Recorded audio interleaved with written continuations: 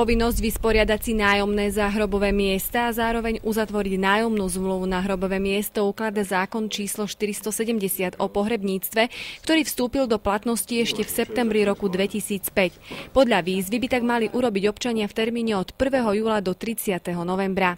Občania nemusí mať nejaký panický strach, lebo sa tu vytvára taká trošku atmosféra, že to treba rýchlo urobiť. Nie. Máme predstihu, ten zákon hovorí, že minimálne do konca roka budúceho roku 2008 by mali tie nájomné zmluvy byť uzatvorené. Teraz sa tu uzatvára stále na 10 rokov, tak to zákon hovorí o tej nejakej tej tlecej dobe.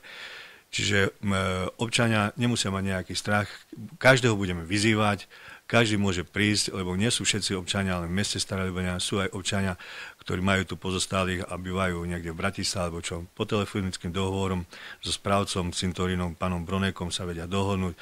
Verejnoprospešné služby majú v správe 3 cintoríny, doposiaľ uzavreli 300 nájomných zmluv.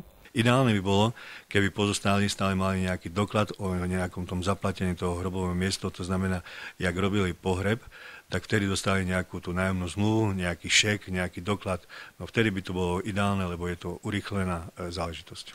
Cena hrobového miesta zostáva nezmenená. Za každý započatý metr štvorcový je tam 400 korún, čiže približne jedna hrobka vychádza na tých 1600 alebo 2000 korún, no a samozrejme za každý započatý metr tých 400 korún tam je.